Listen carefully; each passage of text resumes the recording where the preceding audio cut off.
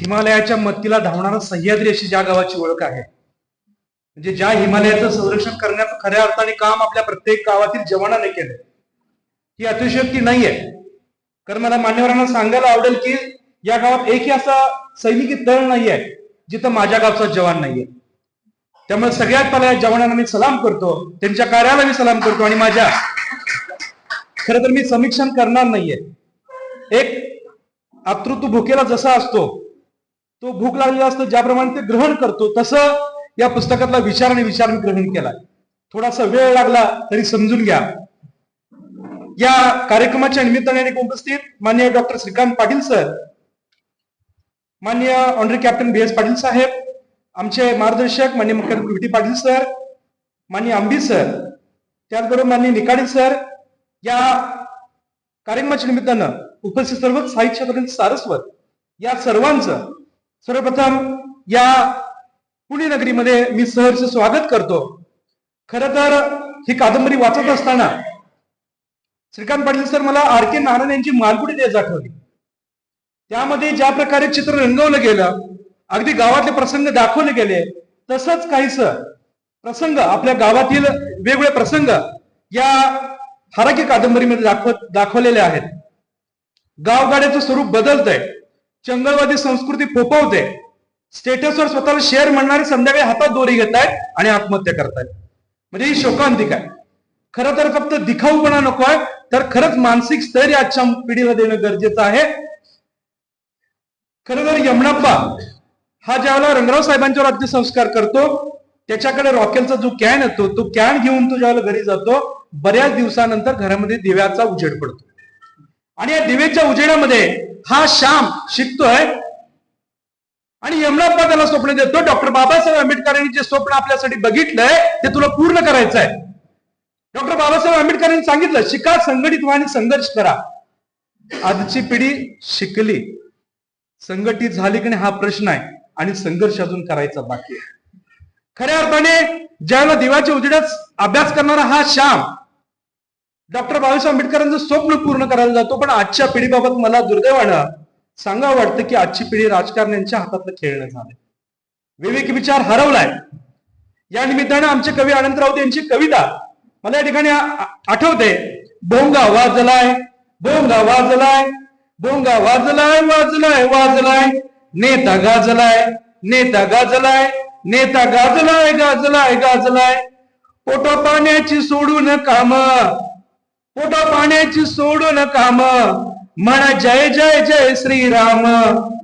घरी सीतेला उपवास, माई बापाला वनवास, घरची अयोध्या जळताना प्रश्न रामाला पडलाय. भोंगा वाजलाय, भोंगा वाजलाय, भोंगा वाजलाय, वाजलाय वाजलाय. आम्ही भीमाची लेकर, आम्ही भीमाची लेकर. बाबासाहेबांचे नाव घेताना शिका, संघटित व्हा आणि संघर्ष करा हा मोलाचा संदेश करता या कादंबरीतून मिळतोय. आम्ही भीमाची लेकर, तरी अशिक्षित आमची घर. आम्ही आरक्षण उराशी जपलंय, आम्ही आरक्षण उराशी जपलंय, गेलो विसरून आंबेडकर. आम्ही आरक्षण उराशी जपलंय, गेलो विसरून बॅरिस्टर. डीजेच्या तालावर नाचणाऱ्या या मुलांना जणू काही म्हणूदा सांगतायत, भीम डोक्यात घ्यायचा होता, भीम डोक्यात घ्यायचा होता, भीम डोक्यावर घेऊन नाचलाय. भोंगा वाजलाय, भोंगा वाजलाय, भोंगा वाजलाय, वाजलाय वाजलाय. खर तर या कवितेचा अजून थोडासा अंश बाकी आहे, पण वेळीची कमतरता आपल्याला पाळायची आहे. सांगायचा उद्देश एवढाच की अगदी हुबेहुबी कविता या परिस्थितीला लागू व्हावी अशा प्रकारचं चित्र आपल्याला दिसतंय. पहिलं अण्णा ज्यावेळेला म्हणत होते की आमच्या काळात लगीन ठरवत असताना आई बाबा लग्न ठरवत होते, पण आजची पिढी स्वतःच लग्न ठरवते आणि त्याचे परिणाम पण भोगते. पहिलं म्हणा, अण्णांसारख्या एवढ्या मोठ्या व्यक्तिमत्वाला ज्यावेळेला आयुष्यामध्ये शेवटच्या क्षणी ज्याला असे दिवस बघायला लागले, त्यावेळेला मनाला वेदना होतात. एकेकाळी काळ गाजवणारा हा माणूस आज स्वतःच्या कुटुंबामध्ये उपेक्षित राहतोय. स्वतःच्या मुलांकडून त्याच्या अंगावर धावून जाणं हा प्रकार सगळ्यात वेदनादायी वाटला. आणि अतिशय सुंदर चित्रण म्हणून या तुम्ही या कादंबरीतून त्याचं केलंय. ही कादंबरी वाचत असताना नुकतीच 19 डिसेंबरला हुपरीतील एक बातमी कानावर आली. संपत्तीच्या निमित्तानं सूर्या कॉलनी या ठिकाणी सुनील नारायण भोसले या माथेफिरूनं वडील वाटणी देत नाहीयेत म्हणून आई वडिलांचा खून केला. आणि ही बातमी, ही कादंबरी नेमकी त्याच वेळेला मी तो प्रसंग वाचत होतो, डोळ्यात खळदिशी पाणी आलं. मुलं जन्मालाच कशाला घालायची मग? कारण ती जर आपल्याच मुळावर उठणार असतील, आपण त्यांना चांगले संस्कार देऊन सुद्धा, आई वडील चांगले संस्कार देतात, पण ही पिढी जर अशा प्रकारे बापाच्या जीवावर जर उठत असेल तर या मुलांना कशासाठी मोठं करायचं, हा प्रश्न माझ्यासारख्या एका सर्वसामान्य शिक्षकाच्या मनामध्ये निर्माण झाला.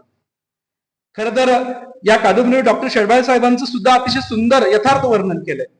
खरं तर माणसातला देव माणूस म्हटलं तर वावगं ठरणार नाही. श्रीकांत पाटील साहेब, कोरोना कालखंडामध्ये अगदी कोणी जवळ करायला तयार नव्हतं, त्या माणसानं मला वाटतं 100-150 माणसं मृत्यूच्या दारातून परत आणली असते. आणि गेल्या 40 वर्षामध्ये अनेकांना जीवनदान देणाऱ्या डॉक्टर शेडबाळ साहेबांचं सुद्धा अति सुंदर वर्णन या ठिकाणी केलंय.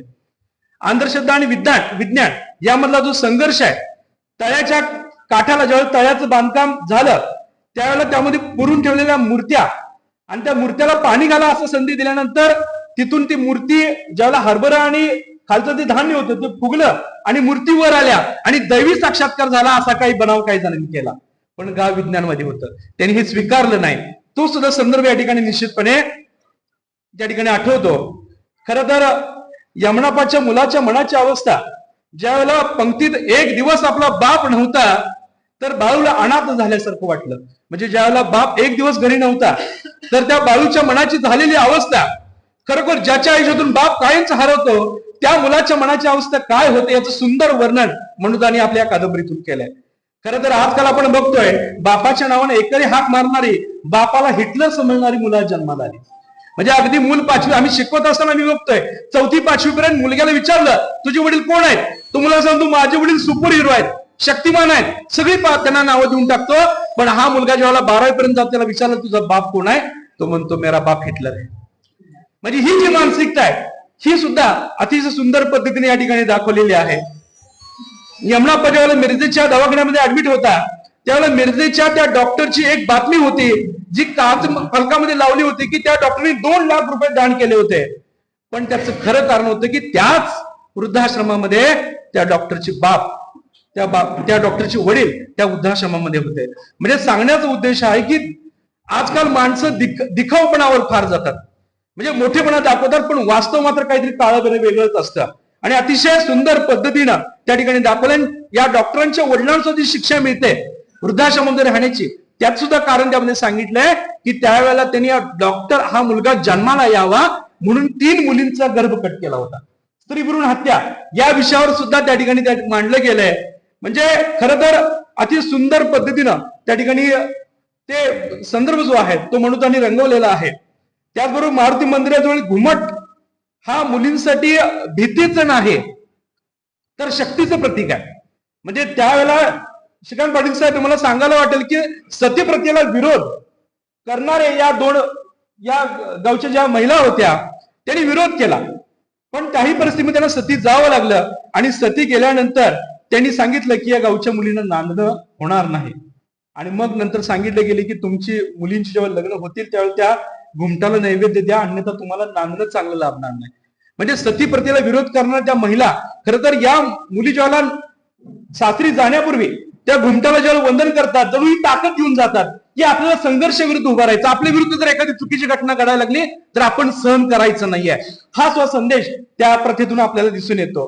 खरं तर स्त्रीबंधनाची प्रथा सुद्धा खूप सुंदर आहे. छत्रपती शिवाजी महाराजांनी राडेश्वराच्या मंदिरामध्ये शपथ घेतली स्वराज्य निर्मितीची, त्या शपथेसारखी ती शपथ आहे. म्हणजे मी बायको विसरण पण कट्यार विसरणार नाही. म्हणजे आपल्याला समाजासाठी काहीतरी करायचंय, देशासाठी काहीतरी करायचंय ही सांगणारी ही प्रथा, ही सुद्धा सुंदर पद्धतीनं तो प्रसंग सुद्धा मनोदानी रंगवलाय. तर ते शेवटी ज्यावेळेला हा यमनाप्पा एका रोगानं पीडित होतो आणि त्याला कुणीच जवळ करत नाही, त्यावेळी त्याच्या मनामध्ये येणाऱ्या भावना, मी गावासाठी खूप केलं पण गावात राहून खेकटे करणारी काही कमी लोक नाहीयेत. मी गावासाठी खूप काही केलं, मागचा पुढचा विचार केला नाही, अंगण झाडली, लोकांच्या सगळी कामं केली, पण मी आज आजारी असताना मात्र मला बाजूला लोटलं जात आहे. खरं तर ज्यांना मी माझं समजत होतो त्यांनीच मला सोडलं, या प्रकारे त्याची अवस्था अतिशय सुंदर यथार्थ वर्णन त्यामध्ये केलंय. आपल्याकडे वीर काढणे किंवा ईर काढणे ही जी प्रथा आहे, यमनापा ज्यावेळेला वीराच्या भूमिकेत जातो, मला दक्षिणेकडील एक नुकताच येऊन गेलेला चित्रपट कंथार आठवतो आणि त्या कंथारामध्ये तिथल्या स्थानिक जंगलाचं संरक्षण करणारा तो वराहदेव, त्याच प्रकारचा यमनापा मला काही क्षण वाटतो. म्हणजे आपण ओरडतेला ऐकलं, या मोठ्यानं ओरडतो बघा तो, त्या प्रकारचा प्रसंग यमनापा अगदी त्या भूमिकेत गेल्यासारखं मला आठवतो. आणि यमनापानं त्यावेळेच्या गावामध्ये असलेल्या चुकीच्या प्रथा, तो त्या वीराच्या भूमिकेत गेल्यानंतर अंगात जेव्हा बळ येतं, खर तर तो आजारी असतो, पण आजारी असताना सुद्धा अंगामध्ये बळ एकवटून जोरानं प्रहार करतो आणि प्रत्येक काठी बरोबर तो गावातल्या चुकीच्या काही गोष्टींवर आघात करतो. यामध्ये गावचं वैभव संपत चाललं ही चीड त्याच्या मनामध्ये असते. त्यामध्ये दारू दुकान चालवणारे असू देत, सावकारी करणारे असू देत, आई बाबाला घराबाहेर काढणारे असू देत, आई बाबाचा छळ करणारे असू देत, दुसऱ्यांच्या बायकोवर वाईट नजर ठेवणारे असू देत, किंवा माळ घालून मटण खाणारे असू देत, डीजेच्या तासनावर नाचणारी मुलं असू देत, या सगळ्यांवर यमनापा जणू काही आघात करत होता. प्रत्येक काठीसोबत तो म्हणत होता, या सगळ्यांना मी दाखवणार आहे. आणि मला तो कांतारा त्या भूमिकेत आठवला. त्या चित्रपटाची तुलना मी त्या पद्धतीने केली. खरं तर आपला गाव वाईट गोष्टीत जळतोय, पण यमनापा चिमणीसारखा येवलाचा प्रयत्न करतोय. आपल्या चोचीमध्ये थोडंसं पाणी घेऊन ती आग विझवण्याचा प्रयत्न करतोय. समाजाला विभागणाऱ्या अनिष्ट माणसांवर यमनापाचा राग होता. व्यसनाधीनता, आत्महत्या, बेरोजगारी, कुरगोड्या, दुसऱ्याला अजिबात किंमत न देणे किंवा दुसऱ्याची रेषा पुसण्यापेक्षा आपली रेषा मोठी करणे हे आज गरजेचं आहे. आणि खरं तर ही कादंबरी तुम्हाला आम्हाला विचार करायला लावणार आहे. खरं तर मला अध्यक्षांना सांगायला आवडेल की जवळपास 95% मराठा समाज असणारा हा गाव आहे, पण त्या मनानं आपण जर बघितलं तर अजूनही विकासाच्या संधी आहेत. आणि आपण सर्वजण एकमेकाला साथ देऊन जर पुढे गेलो तर निश्चितपणे एक आदर्श गाव आपल्याला निर्माण करता येईल. यमनापाच्या स्वप्नातलं जो यमनापा होता, तो यमनापाच्या स्वप्नातलं गाव आपल्याला आकाराला आणायचं आहे. आणि त्यासाठी निश्चितपणे आपल्याला प्रयत्न करावे लागतील. देशाचं संरक्षण करणाऱ्या माझ्या गावाला आता विचार बदलावा लागेल. अधिक प्रगल्भतेने एकमेकाच्या सोबत हातात हात घेऊन पुढे जावं लागेल. सरतेशेवटी यमनापा समाजातील चुकीच्या गोष्टीबद्दल पेटून उठतो, समाजाला विवेकी विचार करायला सांगतो.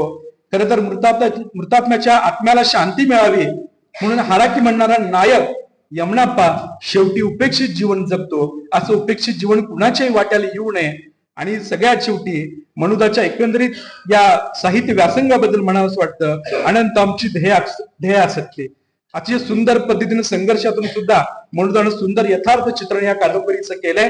मला या ठिकाणी बोलण्याची संधी दिली आणि कादंबरीचं यथार्थ वर्णन करता आलं. मी माझ्या भाषेत, समीक्षकाच्या भाषेतून नाही तर एक वाचक म्हणून मी माझ्या पद्धतीनं ही कादंबरी कशी आहे सांगण्याचा प्रयत्न केला. सर्वच मान्यवरांचं धन्यवाद. तुम्ही सर्वजण मला ऐकून घेतलं त्याबद्दल खूप खूप धन्यवाद.